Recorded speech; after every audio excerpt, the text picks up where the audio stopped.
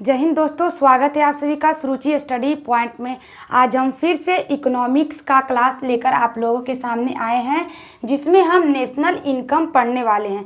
उससे पहले एक दौलत पटेल नाम के एक स्टूडेंट है, जिन्होंने कमेंट किया कि मैम आप मेरा कमेंट नहीं देखते। उन्होंने पूछा था हमसे कि आप किस एग्ज़ाम की तैयारी कर रही है। तो बाबू, मैं अभी इतना ही बताना चाहती हूँ आपको कि मैं बस इतना ही अभी हमारा तैयारी है कि मैं जो भी कुछ आप लोगों को समझाती हूँ, अगर वो आप लोगों को अच्छे से समझ में आ रहा है तो हमारी तैयारी भी अच्छी चल रही है। मेरा मोटिव यही है कि हम जो भी आप लोगों को पढ़ा रहे हैं, हम पढ़ा नहीं रहे हैं, हम हर एक टॉपिक को आपको बेहतरीन ढंग से समझाने का कोशिश कर रहे हैं, ताकि आप हमारे वीडियो को देखकर समझें और सीखें और आपके लिए हमारा वीडियो यूज़फुल हो। अगर आपको यह ऐसा लगता है कि हाँ, हम जो कुछ पढ़ा रहे हैं आपको समझ में आ रहा है, तो हमारे लिए यही बहुत है, हमारे लिए यही बहुत बड़ा एग्ज़ाम की तैयारी है।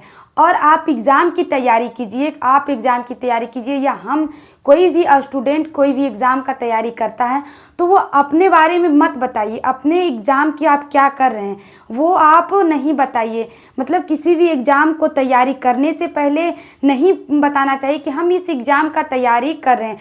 कहा जाता है कि रिजल्ट, वही रिजल्ट में मज़ा हो जो रिजल्ट क्या हो, खामोशी से निकले। जिसका रिजल्ट खामोशी से निकलता है और वो जो ना एक्सेप्ट कर रहा है कि कोई ऐसा व्यक्ति जो आपको कह रहा है कि नहीं, इससे नहीं हो पाए, अगर उस समय आप करके दिखाते हैं तब उससे बड़ा सफलता और उससे बड़ा क्या गर्व किसी भी स्टूडेंट का नहीं होगा। तो बस मैं इतना ही कहना चाह रही हूँ। अगर दौलत पटेल आपको किसी भी टॉपिक में कन्फ्यूजन है या दिक्कत है या नहीं समझ में आ रहा, तब कमेंट कीजिए, मैं आपका कमेंट ज़रूर पढ़ूंगी।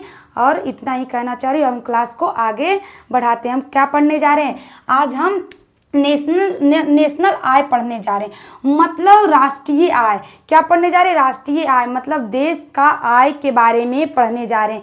इससे पहले हमने जीडीपी, एनएनपी, आपका एनडीपी और एनएनपी, ये सब के बारे में जाना। इससे पहले वाले वीडियो में हमने पीपीपी के बारे में बताया था, परचेजिंग पावर ऑफ पेरिटी। हमने जीडीपी के बारे में पूरा जाना। अब हम नेशनल इनकम के बारे में जानेंगे। बाबू, क्या नेशनल इनकम के बारे में, क्या आखिर सरकार को चलाने के लिए हमें इनकम, सरकार जब चल रही है, सरकार को चलाने के लिए उनके पास क्या होना चाहिए? इनकम होना चाहिए, यानी कि पैसा। तो वो पैसा किससे, सरकार के पास पैसा किससे आता है? तो इनकम टैक्स से आता है। जो कुछ हम लोग इनकम टैक्स देते, जो भी हम लोग टैक्स देते हैं, उससे क्या चलता है? सरकार अपनी सरकार को चलाती है। सरकार जनता के लिए कुछ योजनाएं लाती है। ये सारी बातें तो होती रहेगी, लेकिन हम इतना जानते हैं कि क्या है आपका इनकम टैक्स। हम कह सकते हैं नेशनल इनकम।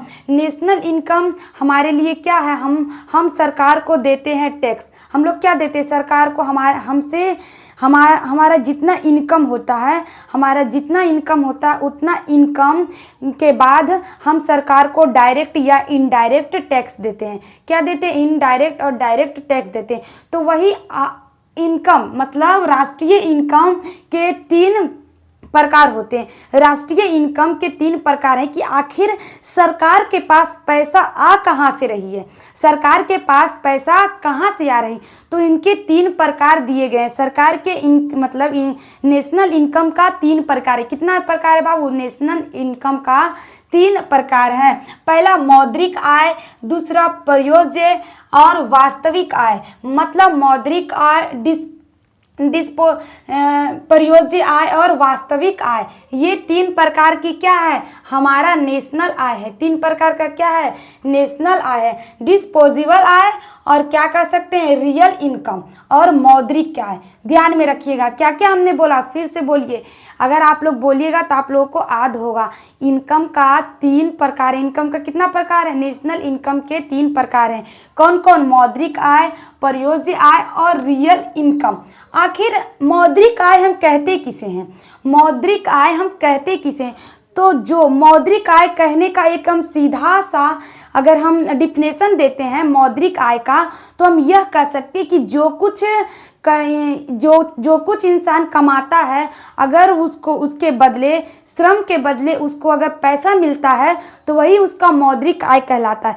मतलब आप अगर कहीं काम कर रहे हैं, अगर आप कहीं श्रम कर रहे हैं, उस श्रम के बदली अगर आपको धन मिलता है, अगर आपको पैसा मिलता है, तो वो क्या कहलाए बाबू, उसी को हम मौद्रिक आय कहते हैं। उसको हम क्या कहते हैं, मौद्रिक आय कहते हैं। उसको क्या कहते हैं, मौद्रिक आय कहते हैं। तो देखिए मौद्रिक आय का कुछ परिभाषा है जो हमने यहाँ पे लिखा, जो मैं आपको बताती हूँ। ध्यान से सुनिएगा, मौद्रिक आय का क्या डिफिनेशन होता है। किसी व्यक्ति को निश्चित अवधि माह या वर्ष, मतलब कोई ऐसा व्यक्ति है जो क्या है, निश्चित अवधि मतलब क्या होता है, एक अवधि मतलब एक वर्ष या एक महीना फिक्स है कि एक वर्ष या एक महीना में रुपयों के रूप में प्राप्त होने वाली कुल आय।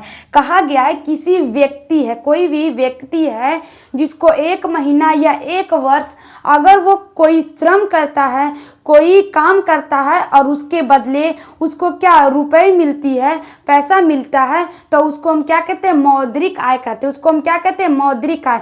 तो हम यह भी कह सकते हैं, हम साधारण सा डिफिनेशन, कि एक वर्ष या एक महीने में किसी व्यक्ति को एक वर्ष या एक महीने में उसके किए गए श्रम के बदली पैसा मिलता है, उसको हम क्या कहते हैं, उसको हम मौद्रिक आय कहते हैं। क्या कहते हैं बाबू, मौद्रिक आय।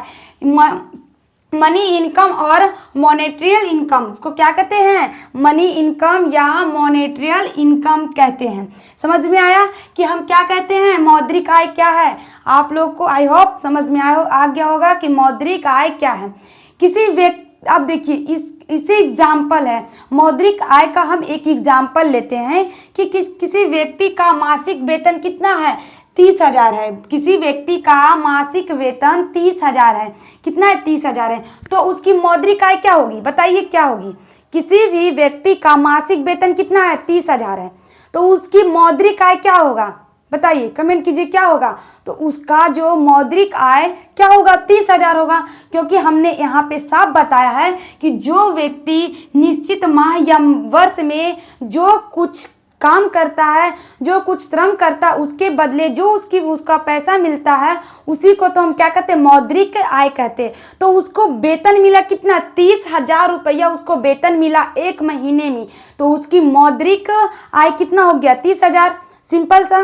तो मौद्रिक आय समझ में आ गया। मौद्रिक आय हम किसे कहते हैं, तो हम आगे बढ़ते हैं। मौद्रिक आय समझ में आ गया, मौद्रिक आय क्या है, मौद्रिक आय समझ में आ गया। अब देखिए प्रयोज्य आय, डिस्पोजेबल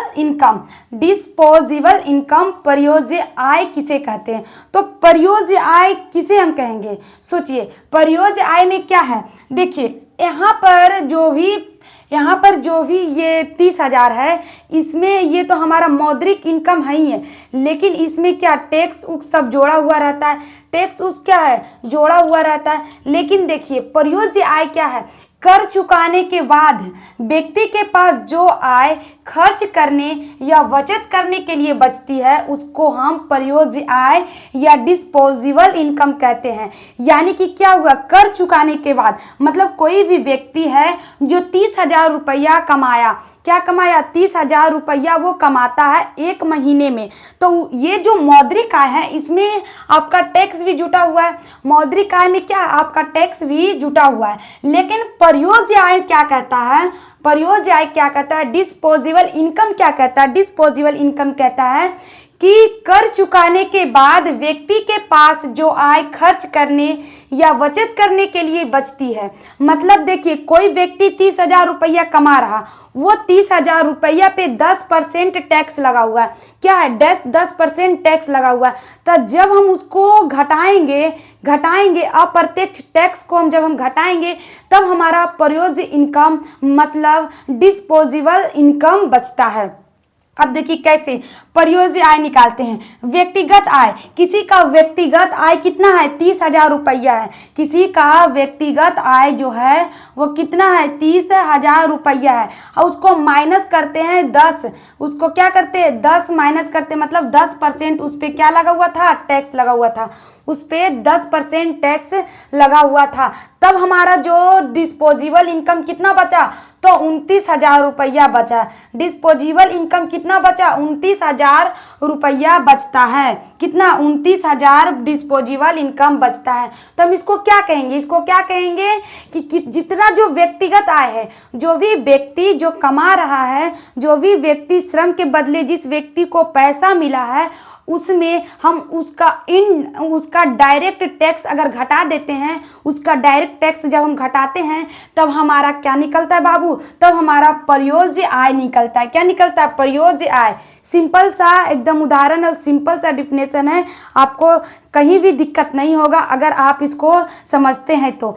कुछ भी नहीं है, आप जो कमा रहे हैं, आप कमा रहे हैं तो कमा रहे हैं, जितना कमाए उसमें टैक्स लगा हुआ है, अगर वही इनडायरेक्ट टैक्स अगर आप घटा देते हैं तो आपका परियोज्य आय निकलता है। इसको हम क्या कहते हैं, इसी को हम कहते हैं परियोज्य आय। मतलब आप 10% सरकार को क्या दे दिए, टैक्स दे दिए, 10% सरकार आपसे टैक्स ले ली, और जो भी आपका बचा, जो भी आप जो पैसा बचा है जिसको आप खर्च करते हैं या बचत करते हैं, उसी को तो हम परियोज्य आय कहते हैं या डिस्पोजेबल इनकम कहते हैं। आई होप इतना समझ में आ गया होगा कि मौद्रिक आय क्या है, परियोज्य आय क्या है, समझ में आ गया होगा परियोज्य आय और मौद्रिक आय। अब देखिए वास्तविक आय हम किसे कहते हैं, आखिर वास्तविक आय हम किसे कहते हैं, वास्तविक आय किसे कहा जाता है। किसी भी व्यक्ति को आय से खरीदी जा सकने वाली वस्तु और सेवाओं की वास्तविक मात्रा कहा गया रियल आय में, मतलब रियल इनकम में कहा गया है। रियल इनकम में देखिए हमने परियोज्य आय समझा और मौद्रिक आय समझा। अब हम रियल इनकम के बारे में पढ़ते हैं। रियल इनकम के बारे में पढ़ते हैं तो रियल इनकम में कहता है कि किसी भी व्यक्ति की आय से, किसी व्यक्ति की आय से खरीदी जा सकने वाली वस्तुएं और सेवाओं की वास्तविक मात्रा। मतलब कि कोई भी व्यक्ति है जो पैसा कमाया है और पैसा कमाया है तो उससे कोई ना कोई वस्तु खरीदेगा, तो जो वो वस्तु खरीद रहा है, वो वस्तु खरीद रहा है या वस्तु खरीदता है या सेवाओं पे अपना पैसा देता है, तो उसको हम क्या कहते हैं, वास्तविक मात्रा कहते हैं या हम वास्तविक आय कहते हैं। फिर से समझिए, किसी व्यक्ति की आय से खरीदी जा सकने वाली वस्तुएं, कहा गया किसी भी व्यक्ति की आय से, कोई भी व्यक्ति पैसा कमाया, उस पैसे से किसी भी वस्तु को खरीदी जाने वाली वस्तु और सेवाओं के बदले भी हम लोग पैसा देते हैं। अगर हम पढ़ा रहे हैं आपको तो आप पढ़ाने के बदले हमको पैसा देंगे, या हम कह सकते हैं कि कोई डॉक्टर होता है जो आपका इलाज करता है तो आपका वो अपना सर्विस चार्ज लेता है। आप किसी भी स्कूल में पढ़ते तो वो भी अपना सर्विस चार्ज लेता है, तो हम लोग सर्विस चार्ज भी देते, क्या देते, सर्विस चार्ज भी देते और वस्तु पर का भी पैसा देते हैं। तो वस्तुओं और सेवाओं की वास्तविक मात्रा को क्या कहते हैं, हम वास्तविक आय कहते हैं। अब देखिए आपको नहीं समझ में आया होगा तो हम इसको सूत्र से समझते हैं कि कह रहा। देखिए वास्तविक आय बराबर मौद्रिक आय, वास्तविक आय बराबर मौद्रिक आय। मौद्रिक आय कितना है, बात मान लेते हैं कि मौद्रिक आय हमारा 10 रुपया है। मौद्रिक नहीं, 10 रुपया बड़ी छोटा हो जाएगा। मौद्रिक आय हमारा 100 रुपया, मौद्रिक आय हमारा कितना है, 100 रुपया हमारा मौद्रिक आय है। कितना है, 100 रुपया हमारा मौद्रिक आय है बाबू, मौद्रिक आय है, 100 रुपया मौद्रिक आय है। अब 100 रुपया मौद्रिक आय भागा क्या देंगे, भागा देंगे मूल्य सूचकांक। मूल्य सूचकांक मतलब जो वस्तु और सेवा सेवा के लिए हम जो पैसा दिए हैं उसको हम मूल्य सूचकांक कहते हैं। जो वस्तु और सेवाएं जिसे हम खरीदे हैं, तो हम कोई भी वस्तु खरीदेंगे तो हम पैसा देकर खरीदेंगे। जब हम किसी से हम सर्विस लेते हैं तो सर्विस के बदले हम उसको पैसा देते हैं, तो उसी को मूल्य सूचकांक कहा जाता है। तो मतलब उसका जितना आपने उस आय दिए, पैसा दिया, वो उसको और मौद्रिक आय को भाग देने पर और गुने 100 करने पर हमारा जो निकलता है उसको हम वास्तविक आय कहते हैं। आप इसको क्या कीजिएगा, 10 ठो अपने से बनाइएगा घर में, तब आपको निकल जाएगा। आप क्या लिखिएगा कि आप अपने मन से मान लीजिएगा कि हमारा 100 रुपया क्या है, 100 रुपया मौद्रिक आय है, और हम उसमें से भागा देते हैं कि हम कितना, तो 50 रुपया का कोई सामान खरीदें और 50 रुपया का सामान खरीदें और गुना 100 करके आप क्या निकाल लीजिएगा, वास्तविक आय निकाल लीजिएगा, तब आपका वास्तविक आय निकल जाएगा। फिर से देखिए, वास्तविक आय को कीमत स्तर से विभाजित करते हैं। वास्तविक आय को हम क्या करते हैं, कीमत स्तर से मौद्रिक आय को कीमत स्तर से विभाजित करते हैं, तब हमारा वास्तविक आय निकलता है बाबू। मतलब जितना भी आपका मौद्रिक आय है, जितना भी आप कमाते हैं, जितना भी आप कमा रहे हैं, और उसको क्या कीजिए, जितना भी कमा रहे हैं उसको क्या कीजिए, कीमत स्तर से विभाजित कीजिए। कीमत मतलब आप जो चीज़ को खरीदे हैं उसका तो कोई कीमत होगा।